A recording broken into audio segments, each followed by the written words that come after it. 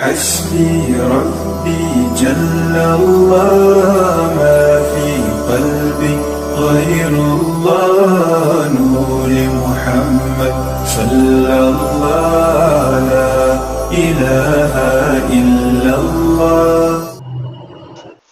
اللهم صل وسلم وبارك على سيدنا ومولانا محمد کریم الآباء والأمہات وعلى آلہ وأصحابہ وأولیاء امتہ وعلماء ملتہ وامتہ اجمعین عدد کرمک یا کریم یا کریم یا کریم یا کریم. آج کا ہمارا مل بیٹھنا حضرت عثمان غنی رضی اللہ تعالی عنہ کی شہادت کی یادگار کو اور ان کی زندگی کے شہادت والے پہلو کو اپنے ذہنوں میں اجاگر کرنا. اس سلسلہ میں قرآن پاک پارہ نمبر 21 آیت سورہ احزاب کی آیت نمبر 23 تلاوت کی ہے، جس کا شان نزول یوں ہے کہ حضرت عثمان غنی رضی اللہ تعالیٰ عنہ اور حضرت طلحہ اور حضرت سعید اور حضرت حمزہ اور حضرت مصعب بن عمیر رضی اللہ تعالیٰ عنہم، یہ 5 صحابہ کرام ہیں جنہوں نے آپس میں مل کر اللہ رب العزت سے وعدہ کیا تھا کہ اگر کبھی اسلام کے لیے لڑنے کا موقع ملا تو اس طرح جم کر لڑیں گے کہ جام شہادت نوش کر لیں گے، جان دے دیں گے لیکن پیچھے نہیں ہٹیں گے. یعنی انہوں نے ان 5 نے یہ اللہ تعالیٰ سے عہد کیا کہ ہم اسلام کی خاطر مر مٹنے کو تیار ہیں. پھر موقع بنا اور احد کا غزوہ جب منعقد ہوا، جنگ احد میں حضرت امیر حمزہ رضی اللہ تعالی عنہ اور حضرت مصعب بن عمیر رضی اللہ تعالی عنہ دونوں صحابی شہید ہو گئے. یعنی دونوں نے اپنا وعدہ پورا کر دیا، جبکہ غزوہ احد میں باقی تینوں کو حضرت عثمان، حضرت طلحہ اور حضرت سعید رضی اللہ تعالی عنہم، ان تینوں کو غزوہ احد میں شہادت نصیب نہ ہوئی. تو اس موقع پر یہ آیت کریمہ نازل ہوئی جس کی میں نے تلاوت کا شرف حاصل کیا. اللہ رب العزت نے ارشاد فرمایا من المؤمنین رجال، مومنوں میں سے، اہل ایمان میں سے کچھ لوگ وہ ہیں صدقوا ما عاہدوا اللہ علیہ، کہ جنہوں نے صدق دل کے ساتھ اللہ تعالیٰ کے ساتھ وعدہ کیا، سچا وعدہ کیا. جو اللہ تعالیٰ کے ساتھ وعدہ کیا اس وعدے پر سچائی کے ساتھ قائم ہیں. فَمِنْهُمْ مَنْ قَضَى نَحْبَهُ، اور ان میں سے کچھ وہ ہیں جنہوں نے اپنا وعدہ پورا کر دیا. اور اس سے مراد حضرت امیر حمزہ اور حضرت مصعب بن عمیر ہیں. وَمِنْهُمْ مَنْ يَنْتَظِرُ، اور کچھ وہ ہیں کہ جو اس انتظار میں ہیں کہ کب ہمیں اسلام کے لیے کٹ مرنے کا موقع ملے اور ہم اللہ تعالیٰ سے کیے ہوئے وعدے کو پورا کر دیں. یعنی وہ اپنے اس وعدے سے پھرے نہیں، بلکہ وہ اس انتظار میں ہیں کہ کب اسلام کی خاطر ہمیں اپنی جان کا نذرانہ پیش کرنے کا موقع ملتا ہے. اور پھر قرآن کہتا ہے وما بدلوا تبدیلا، اور وہ ذرا بھی نہیں بدلے. حالانکہ بندہ جان دینے کا وعدہ کرتا ہے لیکن پھر جب جان جانے لگتی ہے نا تو اس کے ارادوں میں تبدیلی آ جاتی ہے، اس کے ارادوں میں تبدیلی آ جاتی ہے. لیکن حضرت عثمان غنی رضی اللہ تعالیٰ عنہ، حضرت سعید، حضرت طلحہ، انہوں نے غزوہ احد کے دن موت کو بڑے قریب سے دیکھا، اور قریب سے دیکھنے کے بعد بھی وما بدلوا تبدیلا، اپنے عزم اور اپنے ارادوں میں تبدیلی نہیں آنے دی۔ اب بھی وہ اسی جذبے پر قائم اور دائم ہے کہ ہمیں موقع ملے اور ہم اسلام کے لیے اور کملی والے محبوب صلی اللہ علیہ وسلم کے لیے اپنی جان کا نذرانہ پیش کر دیں۔ اب اس آیت کریمہ سے ایک تو یہ پتہ چلا کہ قرآن نے کہہ دیا کہ حضرت عثمان غنی مومن ہے، من المومنین رجال، مومن ہے۔ اب کوئی حضرت عثمان غنی پر زبان تان دراز کرتے ہوئے انگلی اٹھائے اور ان کے ایمان میں کوئی دراڑ ثابت کرے تو گویا کہ وہ قرآن کی مخالفت کر رہا ہے۔ حضرت عثمان غنی اور باقی یہ جو پانچوں کے حق میں یہ آیت نازل ہوئی، حضرت عثمان، حضرت طلحہ، حضرت سعید، حضرت امیر حمزہ رضی اللہ تعالیٰ عنہ اور حضرت مصعب بن عمیر رضی اللہ تعالیٰ عنہ، ان پانچوں کے ایمان میں شک کرنے والا گویا کہ قرآن کے خلاف انگلی اٹھانے والا ہے، کیونکہ قرآن نے ان پانچوں کو مومن کہا۔ پھر قرآن نے کہا وما بدلوا تبدیلا، وہ بدلے نہیں۔ قرآن نے کہا وہ بدلے۔ آج بھی قرآن اپنے اس بیان میں پوری طرح سچا ہے کہ وہ نہیں بدلے۔ اب جو یہ کہے کہ نبی پاک صلی اللہ علیہ وسلم کے وصال کے بعد صحابہ بدل گئے تھے، وہ بھی قرآن کی مخالفت میں قول کر رہا ہے۔ جیسا کہ کچھ لوگ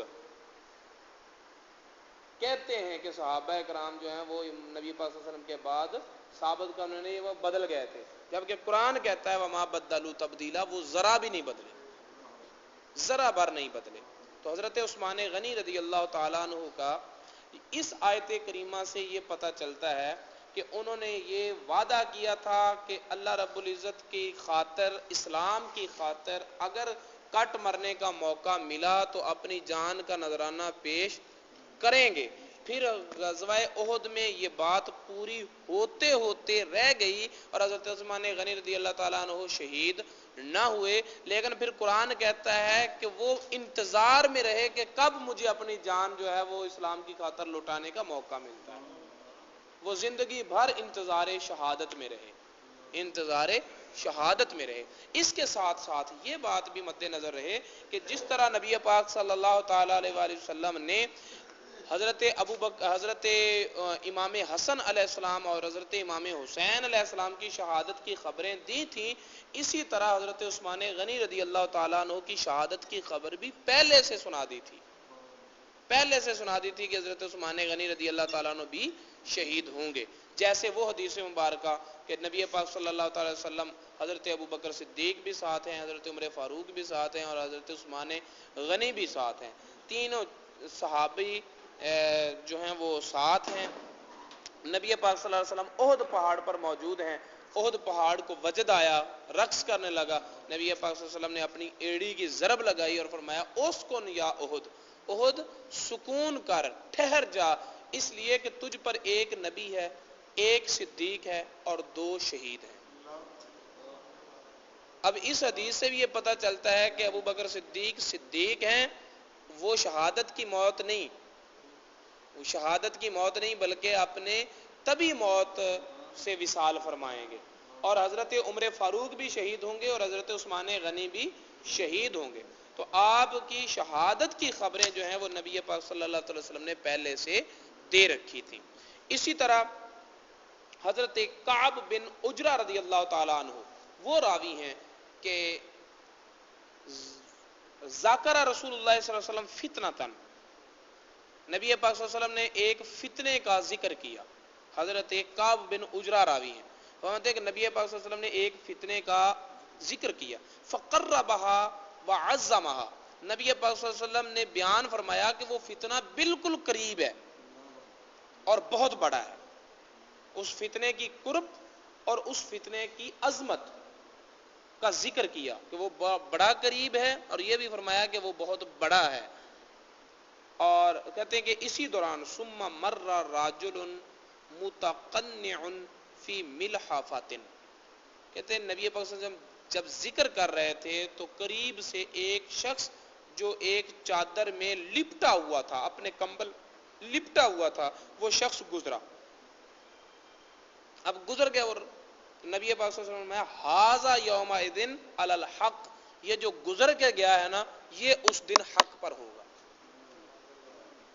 یہ جو گزر کر گیا ہے نا ابھی، جس دن یہ فتنہ برپا ہوگا تو یہ شخص اس دن حق پر ہوگا.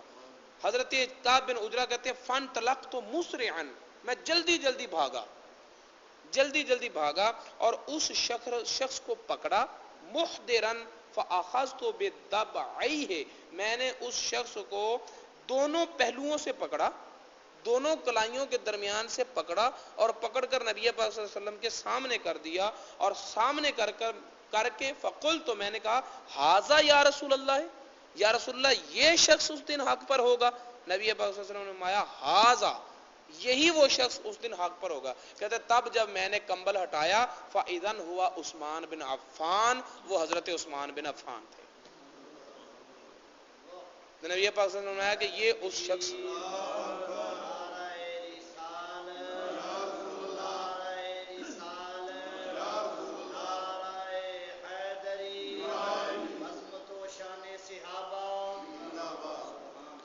اسی طرح حضرت عبداللہ بن عمر رضی اللہ تعالی عنہ سے روایت ہے، فرماتے ہیں کہ ذکر رسول اللہ صلی اللہ علیہ وسلم فتنتن، نبی پاک صلی اللہ علیہ وسلم نے ایک فتنے کا ذکر کیا. فقال، اور فرمایا یقتل ھذا فیہا مظلوما لعثمان. حضرت عثمان غنی رضی اللہ تعالیٰ عنہ کی طرف اشارہ کرتے ہوئے فرمایا کہ یہ میرا صحابی اس فتنے میں ظلمن قتل کیا جائے گا. حضرت عبداللہ بن عمر راوی ہیں، ترمذی کی حدیث ہے کہ یہ میرا صحابی جو ہے وہ اس فتنے میں ظلمن قتل کیا جائے گا، یہ مظلوم ہوگا، یہ بے گناہ ہوگا. اب یہ ساری چیزیں جو ہیں حضرت عثمان غنی کی شہادت کا بیان پڑھنے سے پہلے ذہن میں رکھنا ضروری ہیں. اسی طرح جب آپ کی شہادت کا وقت قریب آتا ہے تو اس وقت بھی نبی پاک صلی اللہ تعالی وسلم نے باقاعدہ حضرت عثمان غنی رضی اللہ تعالی عنہ کو شہادت سے باخبر کیا تھا خواب میں. اور اس سے پہلے نبی پاک صلی اللہ علیہ وسلم نے بالکل حضرت عثمان غنی کو ایک ایک بات شہادت کی بتائی تھی. یعنی یہ روایت جو ہے حاکم نے حضرت عبداللہ بن عباس سے راوی ہے، فرماتے ہیں کنت قاعدا عند النبی، میں نبی پاک صلی اللہ علیہ وسلم کی بارگاہ میں موجود ہوں. اذ اقبل عثمان بن عفان، حضرت عثمان غنی رضی اللہ تعالیٰ عنہ بھی حاضر ہوئے. فلما دنا منہ، جب وہ نبی پاک صلی اللہ علیہ وسلم کے قریب ہوئے تو نبی پاک صلی اللہ علیہ وسلم نے فرمایا یا عثمان، اے عثمان، تقتلو، تجھے قتل کیا جائے گا، تو شہید ہوگا. وانت تقرأ سورۃ البقرہ، اور جس وقت تو شہید ہوگا اس وقت تو سورہ بقرہ کی تلاوت کر رہا ہوگا. فتقع من دمک علی الآیہ فسیکفیکہم اللہ وہو السمیع العلیم، اور جب تجھے شہید کیا جائے گا تو تیرا خون سورہ بقرہ کی اس آیت پر گرے گا. فسیکفیکہم اللہ وہو السمیع العلیم. وتبعث یوم القیامت امیرا علی کل مخذول، اور جب تو قیامت دے والے دن اٹھے گا تو جتنے بھی ستائے گئے لوگ ہوں گے، جتنے بھی مظلوم و مقہور لوگ ہوں گے، جتنے بھی ایسے لوگ ہوں گے جن کو بے گناہ ستایا گیا ہوگا، تو ان کا سردار بن کر اٹھے گا، تو ان کا سردار بن کر اٹھے گا. کیوں سردار بنا ہوگا؟ کہ قیامت تک جس کو بھی ستایا جائے گا بغیر گناہ کے، تجھے اس سے زیادہ ستایا جائے گا.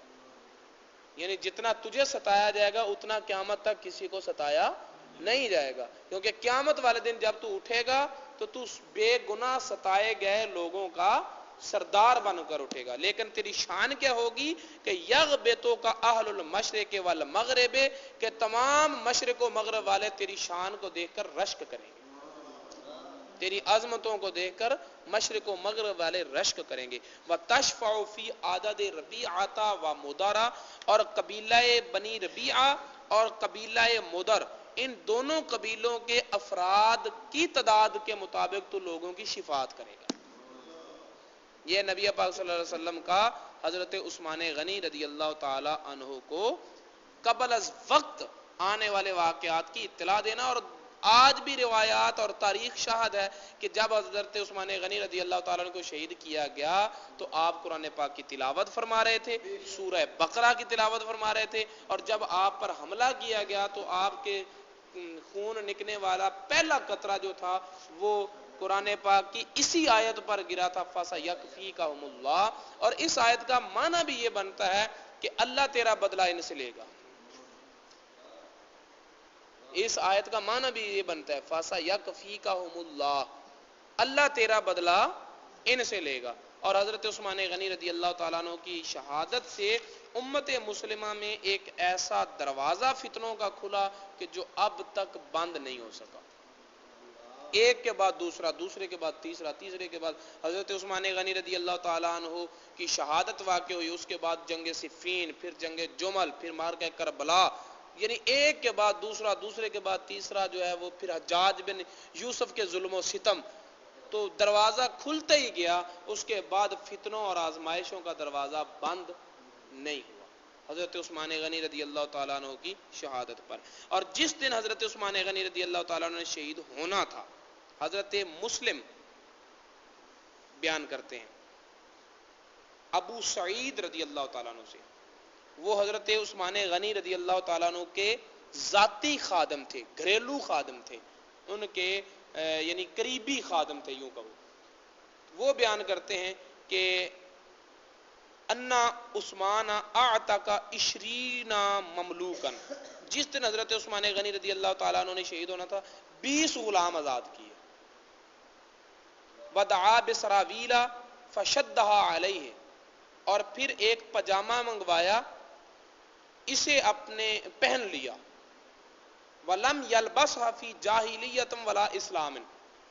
اب حضرت ابو سعید مسلم فرماتے ہیں کہ وہ پجامہ حضرت عثمان غنی نے نہ اسلام سے پہلے کبھی پہنا تھا, نہ اسلام قبول کرنے کے بعد کبھی پہنا, آج پہلے دن یہ لباس پہنا. قال انی رأیت رسول اللہ, پھر خود بتایا کہ میں یہ لباس کیوں پہنا. اور یہ یاد رہے کہ حضرت امام حسین علیہ السلام جب میدان کربلا میں گئے تھے انہوں نے بھی پجامہ پہنا تھا, اور انہوں نے پجامہ پہنا تھا, اور بعد میں حکمت بھی بتائی تھی کہ میں پجامہ اس لیے پہن رہا ہوں کہ میرا قیمتی لباس جو ہے وہ سارے کا سارا یہ مجھے شہید کرنے والے لوٹیں گے, تو میں یہ پجامہ اس لیے پہن رہا ہوں تاکہ مجھے وہ برہنہ نہ کر دیں, تاکہ میرا سطر جو ہے وہ پوشیدہ رہے.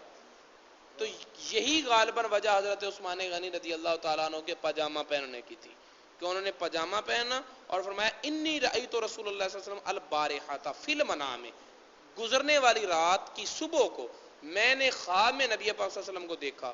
ورأیت ابا بکر و عمر, اور میں نے حضرت ابو بکر اور حضرت عمر کو بھی دیکھا. وانہم قالوا لی, یہ سب مجھے کہہ رہے تھے اصبر عثمان, صبر کرنا, عثمان صبر کرنا. فإنک تفطر عندنا القابلۃ, یہ جو اب صبح کو روزہ رکھے گا نا تو, اس روزے کی افطار تو ہمارے پاس کرے گا, آنے والے روزے کی افطاری ہمارے پاس کرے گا. فدعا بمصحف, پھر حضرت عثمان غنی نے مصحف شریف منگوایا. فناشرہ بین یدیہ, اپنے سامنے کھول کر اس کی تلاوت شروع کی. فقتل وهو بین یدیہ, حضرت عثمان غنی اسی حال میں شہید کیے گئے کہ وہ مصحف ان کے سامنے کھلا ہوا تھا. تو قرآن پاک کی تلاوت کرتے ہوئے حضرت عثمان غنی رضی اللہ تعالیٰ عنہ کی شہادت واقع ہوئی. ایسی ہی روایت حضرت عبداللہ بن عمر سے بھی ہے. تو آپ کی شہادت کے بارے میں حضرت عمر بن خطاب رضی اللہ تعالیٰ عنہ سے روایت ہے. حضرت عمر بن خطاب فرماتے ہیں کہ رسول اللہ صلی اللہ علیہ وسلم نے فرمایا یوم یموت عثمان, جس دن حضرت عثمان غنی رضی اللہ تعالیٰ عنہ کا وصال ہوگا, تصلی علیہ ملائکۃ السماء, آسمان کے فرشتے بھی اس پر درود پڑھ رہے ہوں گے. حضرت عثمان غنی رضی اللہ تعالیٰ عنہ کی شہادت کے دن آسمانوں کے فرشتے بھی اس پر درود بھیجیں گے.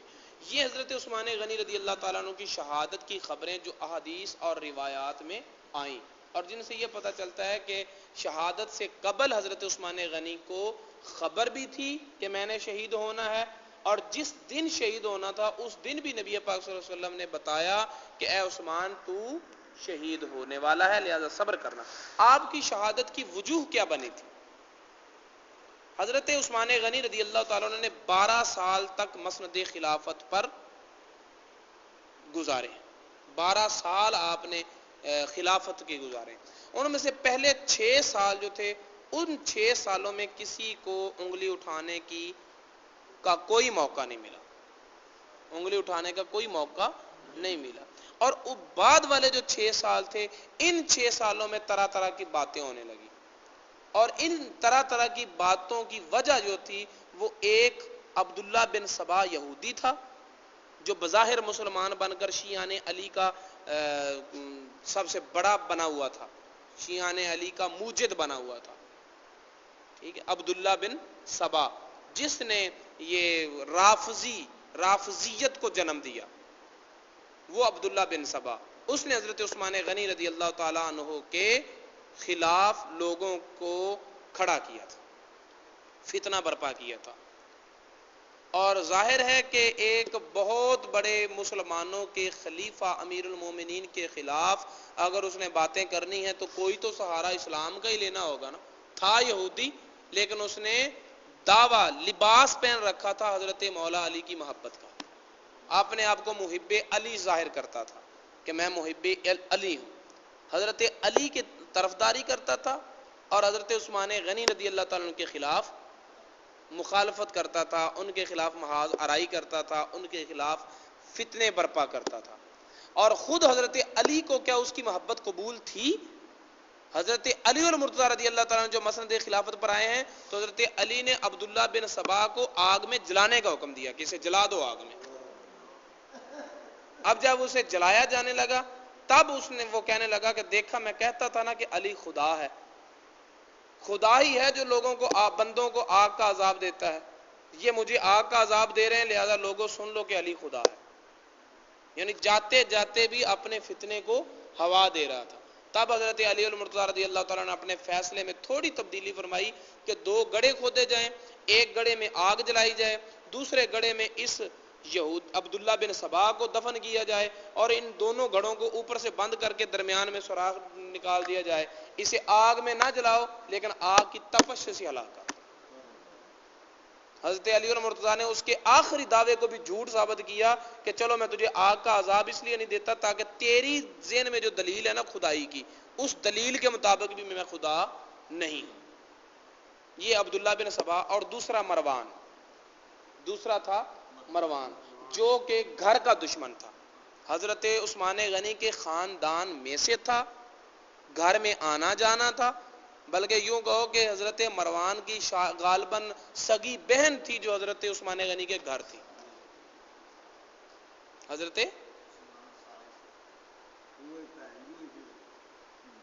تو حضرت عثمان غنی رضی اللہ تعالی عنہ اور مروان دونوں آپس میں گہرے رشتہ دار تھے۔ تو یہ عبداللہ بن سبا اور مروان، عبداللہ بن سبا جو تھا وہ تو دشمن تھا اور دشمنی کے روپ میں دشمن کرتا تھا، لیکن حضرت جو مروان تھا وہ دوست تھا لیکن دشمن تھا، وہ دوستی کے روپ میں دشمنی کرتا تھا۔ اور یہ اصل عناصر تھے حضرت عثمان غنی کی شہادت کے۔ اور ظاہری صورت یہ تھی کہ حضرت عثمان غنی نے مصر کا حاکم گورنر بنایا تھا عبداللہ بن ابو سرح کو، اس کے متعلق بہت ساری شکایات آئیں کہ اس نے یہ جو ہے نا وہ گورنری کے اختیارات کو استعمال کر کے لوگوں پر ظلم و ستم کرتا، انصاف نہیں دے رہا۔ صحابہ کرام نے بھی اس بارے میں نوٹس لیا اور حضرت عثمان غنی رضی اللہ تعالیٰ عنہ کو لکھا کہ عبداللہ بن ابو سرح کی شکایات بہت زیادہ ہوگی، لہٰذا اس کو معزول کر کے اس کی جگہ پر نیا گورنر مقرر کر دیا جائے۔ یہاں تک آ گیا کہ عبداللہ بن ابو سرح نے ایک آدمی کو قتل بھی کر دیا۔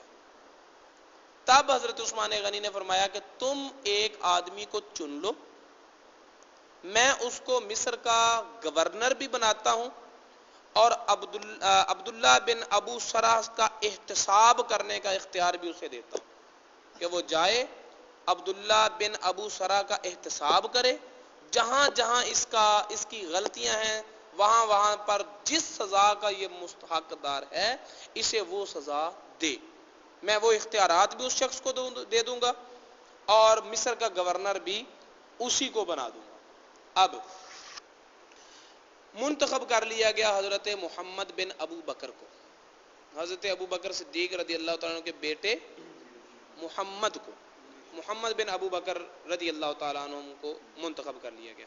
حضرت عثمان غنی نے محمد بن ابو بکر کو گورنر بھی بنا دیا اور خلافت نامہ ایک خط بھی لکھ دیا کہ یہ خط جا کر اس دے دینا عبداللہ بن ابو سرح کو، جس میں لکھا تھا کہ تو معزول ہے، اور جب محمد بن ابو بکر پہنچے تو مصر کے اختیارات گورنری کے سارے اس کے پاس ہوں گے، اور تو نے جو ظلم و ستم کیا ہے اور تیرے خلاف جو شکایات ہیں ان کا حساب و کتاب جو ہے وہ محمد بن ابو بکر لے گا، اور جو یہ فیصلہ کرے گا تجھے تسلیم کرنا ہوگا۔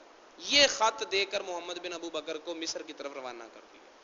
پھر چونکہ عبداللہ بن ابو سرح کی شکایات کا سلسلہ دفتر بڑے طویل تھے، اب بہت سارے مہاجرین صحابہ کرام اور بہت سارے انصار صحابہ کرام اس لیے محمد بن ابو بکر کے ساتھ چلے گئے کہ اب دیکھتے ہیں کہ وہاں جا کر اس کا احتساب کیسے ہوتا ہے، انصاف کیسے ہوتا ہے، اس کو قرار واقعی سزا کیسے دی جاتی ہے۔ یہ مصر کے انصاف کے منظر دیکھنے کے لیے وہ بھی ساتھ چل گئے۔ تو گویا کہ محمد بن ابو بکر کے ساتھ ایک لشکر تھا، ایک بہت سارے لوگ تھے اس قافلے میں جا رہے تھے۔ مدینہ منورہ سے 3 منزل دور مصر کی جانب سفر قافلہ پہنچا تھا کہ پیچھے سے ایک سانڈنی پر اونٹنی پر دوڑتا ہوا حبشی پہ ملا۔ اب وہ غلام کس کا ہے؟ حضرت عثمان غنی کا۔ یہ اونٹنی کون سی ہے؟ حضرت عثمان غنی کی۔ اب اس کے پاس ایک خط ہے، اور اس خط میں کیا لکھا ہوا ہے؟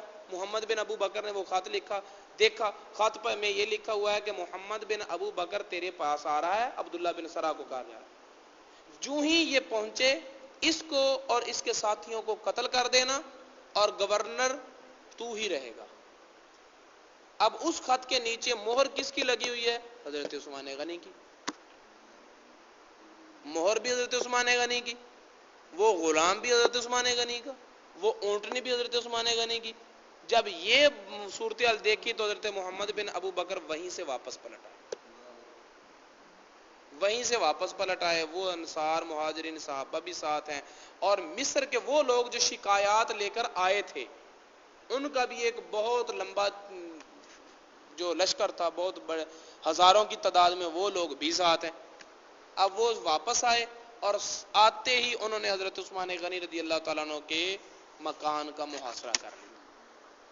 صحابہ کرام جو مدینے میں تھے، وہ مدینے والے صحابہ کرام جید جو تھے وہ تو ابھی حج پہ گئے ہوئے تھے اور مکے سے حج کر کے فارغ ہو کر واپس مدینہ میں پہنچے نہیں تھے۔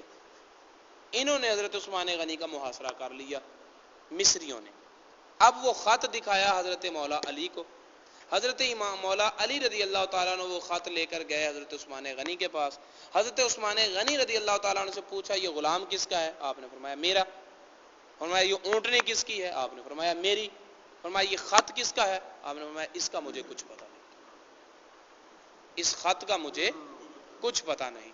اب حضرت عثمان مولا علی رضی اللہ تعالیٰ عنہ سمجھ گئے، اور اس بات کو حضرت محمد بن ابو بکر بھی سمجھ گئے، اس کو مہاجرین و انصار بھی سمجھ گئے کہ یہ شرارت مروان کی ہے، کیونکہ گھر کا دشمن وہی ہے۔ ٹھیک ہے، یہ خط اس نے لکھا ہے، مہر اس نے استعمال کی ہے، یہ اونٹنی اور یہ غلام جو ہے وہ مروان نے استعمال کیا ہے۔ اب بات آ گئی، اس پر مطالبہ فقط یہ تھا کہ مروان کو ہمارے حوالے کرو، مطالبہ یہ تھا کہ مروان کو ہمارے حوالے کرو. اس کے جواب میں حضرت عثمان غنی رضی اللہ تعالیٰ عنہ یہ فرماتے تھے کہ میرا رسول اللہ صلی اللہ علیہ وسلم کے ساتھ ایک وعدہ ہے، میں اس وعدے کو نہیں توڑوں گا. خدا جانے وہ وعدہ کیا ہے، واضح لفظوں میں آپ نے بیان نہیں کیا. ہاں اتنا ضرور ہے کہ نبی پاک صلی اللہ علیہ وسلم نے فرمایا عثمان ان قریب اللہ تعالیٰ تجھے خلافت کی قمیص پہنائے گا. کچھ لوگ تجھے کہیں گے کہ اس کو اتار دے، لیکن یاد رکھنا خلافت کی قمیص اتارنی نہیں ہے تاکہ قیامت والے دن تو میرے خلفائے راشدین میں سے اٹھے. حضرت عائشہ صدیقہ رضی اللہ تعالیٰ عنہ سے روایت ہے کہ ایک دفعہ حضرت عثمان غنی نبی پاک صلی اللہ علیہ وسلم کی بارگاہ میں حاضر ہوئے. نبی پاک صلی اللہ علیہ وسلم نے کہا عائشہ تو ذرا ہٹ کے بیٹھ جا. میں ذرا پیچھے ہو گئی. پھر نبی پاک صلی اللہ علیہ وسلم کانوں میں حضرت عثمان غنی کے کچھ باتیں کر رہے تھے اور ان کو سن کر حضرت عثمان غنی کے چہرے کی رنگت بدل رہی تھی. ان دنوں ان باتوں کو سن کر چہرے کی رنگت بدل رہی تھی. پھر حضرت عائشہ صدیقہ فرماتی ہیں کہ جس دن حضرت عثمان غنی کی شہادت واقع ہوئی اس دن حضرت عثمان غنی نے کہا کہ میرا رسول اللہ صلی اللہ علیہ وسلم کے ساتھ ایک وعدہ ہے، میں اس وعدے کو نہیں توڑوں گا. یہ روایت حضرت عائشہ نے بیان کر کے پھر یہ کہا کہ حضرت عثمان غنی نے اس عہد اس معاہدے کا جو ذکر ہے اظہار ہے وہ اس دن کیا تھا جس دن آپ کو شہید کیا گیا، لیکن وہ بھی واضح لفظوں میں نہیں، صرف اتنا ہی بتایا تھا کہ میرا رسول اللہ صلی اللہ علیہ وسلم کے ساتھ ایک وعدہ ہے، میں اس وعدے کو نہیں توڑوں گا. نہ آپ نے اس مروان کو حوالے کیا، نہ آپ نے خلافت کے عہدے سے دستبردار ہوئے. اور اس کے جواب میں مصریوں نے کیا کیا، انہوں نے پھر آپس میں مشورہ کیا. اب اس دوران یہ بھی بات سمجھ لیں کہ اس دوران حضرت مولا علی رضی اللہ تعالیٰ عنہ جید صحابہ اکرام کا انتظار کر رہے تھے، مصریوں کو ہٹا رہے تھے، اور حضرت عثمان غنی رضی اللہ تعالیٰ عنہ کو بار بار یہی کہہ رہے تھے کہ مروان کو ان کے حوالے کر دو. حضرت مولا علی یہ کردار ادا کر رہے تھے، یعنی ادھر حضرت عثمان سے کہہ رہے ہیں کہ مروان کو ان کے حوالے کر دو، اور ادھر مصریوں کو روکنے کے لیے کیا کیا جا رہا ہے کہ حضرت حسن اور حضرت امام حسین دونوں کو حضرت عثمان غنی کے دروازے پر پہرے دار کر کیا. اب حضرت امام حسن اور حضرت امام حسین رضی اللہ تعالیٰ عنہ جن کی شان یہ ہے کہ اگر دونوں شہزادوں کو اکٹھا کر دیں تو تصویر مصطفیٰ بنتی ہے، دونوں شہزادوں کو اکٹھا کریں تو تصویر مصطفیٰ بنتی ہے. اور آپ نے حضرت ام کلثوم سے نبی پاک صلی اللہ علیہ وسلم نے فرمایا تھا کہ اے میری بیٹی تیرے خامند کی شان یہ ہے کہ تیرے خامند کا جو روپ ہے، جو تیرے خامند کا روپ ہے یہ زیادہ تر اللہ کے خلیل حضرت ابراہیم اور اللہ کے حبیب محمد مصطفیٰ سے ملتا جلتا ہے. حضرت عثمان غنی رضی اللہ عنہ کو متعلق فرمایا کہ اس کے چہرے سے دو نبیوں کی جھلک پڑتی ہے، ایک اللہ کے خلیل ابراہیم کی اور دوسری اللہ کے محبوب محمد مصطفیٰ کی. اب اندازہ کریں کہ دونوں شہزادوں کو اکٹھا ملائیں تو جھلک مصطفیٰ کی بنتی ہے، اور حضرت عثمان غنی کو ایک نظر دیکھیں تو دو نبیوں کی جھلک پڑ جاتی ہے، ایک اللہ کے خلیل کی اور ایک اللہ کے حبیب کی. یہ حضرت عثمان غنی ہیں جن کے دروازے پر حضرت امام حسن اور حضرت امام حسین کھڑے ہیں. کسی مصری کو، کسی بلوائی کو دروازے سے حضرت عثمان غنی رضی اللہ عنہ تک پہنچنے کی جرت نہیں ہو رہی. پھر انہوں نے کیا کیا، دروازے پر حضرت عثمان غنی کا مسجد میں آنا جانا بند کیا گیا، پھر حضرت عثمان غنی رضی اللہ تعالیٰ عنہ کا پانی بند کیا گیا، پھر روٹی بند کی گئی. ٹھیک ہے، اور اندازہ کریں کہ یہ وہی مدینہ ہے، کربلا کی بھوک پیاس جو ہے وہ بھی ایک معنی رکھتی ہے، وہ بھی تاریخ کا دردناک واقعہ ہے. لیکن ادھر تو دیکھیں کہ یہ وہ شخصیت ہے کہ جو پورے مدینے کے لیے پانی وقف کر رہی ہے بیر روما کو خرید کر. مدینہ منورہ کے بچے کو پانی پلایا جا رہا ہے، اور بچے کو پانی پلانے والا حضرت عثمان آج اسی مدینہ میں ایک پانی کی بوند نہیں مل رہی، اسے بوند کے لیے ترسایا جا رہا ہے. ٹھیک ہے، اب انہوں نے کیا کیا، انہوں نے یہ کیا کہ اگر جید صحابہ کرام آ جائیں گے تو پھر تو ہمارا یہ سازش ناکام ہو جائے گی. عبداللہ بن سبا نے بھڑکایا، مروان نے اپنی سازش چلائی، اور مصریوں نے دیوار پھلانگ کر حضرت عثمان غنی رضی اللہ تعالیٰ عنہ کو شہید کیا۔ سب سے پہلے دیوار پھلانگنے والوں میں محمد بن ابو بکر خود تھے، محمد بن ابو بکر خود تھے، ساتھ ان کے اور لوگ تھے۔ حضرت محمد بن ابو بکر نے سب سے پہلا حملہ کیا اور حضرت عثمان غنی رضی اللہ تعالیٰ عنہ کو گریبان سے پکڑا، داڑھی سے پکڑا، داڑھی شریف سے۔ جب محمد بن ابو بکر نے حضرت عثمان غنی رضی اللہ تعالیٰ عنہ کو داڑھی شریف سے پکڑا تو حضرت عثمان غنی نے فرمایا کہ اگر ابو بکر آج زندہ ہوتے اور تجھے اس حال میں دیکھتے تو ان کے دل پہ کیا گزرتی۔ جب یہ بات سنی تو محمد بن ابو بکر ایک سائڈ پر، اس کے بعد نہ کوئی تلوار اٹھائی نہ کوئی، اس کے بعد حضرت محمد بن ابو بکر نے کوئی اقدام نہیں کیا۔ ساتھ جو مصری بلوائی تھے انہوں نے تلوار اٹھائی، آپ کی بیوی نائلہ رضی اللہ تعالیٰ عنہ قریب تھیں، انہوں نے تلوار کا وار جو ہے وہ ہاتھ پر روکا، جس سے آپ کی چاروں انگلیاں کٹ گئیں، شہید ہو گئیں۔ پھر وہ تلوار جو ہے حضرت عثمان غنی رضی اللہ تعالیٰ عنہ تک پہنچی اور آپ کے خون کا پہلا قطرہ آیت کریمہ فَسَيَكْفِيكَهُمُ اللَّهُ پر گرا۔ آپ کی شہادت واقع ہوئی، اور آپ کی شہادت ایام تشریق میں یا ذی الحج کی 18 تاریخ میں یا ذی الحج کی 24 تاریخ کو حضرت عثمان غنی رضی اللہ تعالیٰ عنہ شہید ہوئے، اور آپ کی شہادت پر پھر ایسا فتنوں کا دروازہ کھلا۔ پھر حضرت علی رضی اللہ تعالیٰ عنہ کے بعد اب بھی حضرت عثمان غنی شہید ہو رہے ہیں، حضرت علی المرتضیٰ رضی اللہ تعالیٰ عنہ کو خبر مل رہی ہے۔ حضرت علی المرتضیٰ رضی اللہ تعالیٰ عنہ اتنے غصے میں آئے ہیں کہ حضرت عثمان غنی کے دروازے پر کھڑے ہوئے حضرت امام حسن اور امام حسین، ایک کے سینے پر تھپڑ رسید کیا ہے، دوسرے کے چہرے پر تھپڑ رسید کیا ہے کہ تم یہاں کر کیا رہے ہو، تمہاری موجودگی میں عثمان غنی کو شہید کر دیا گیا۔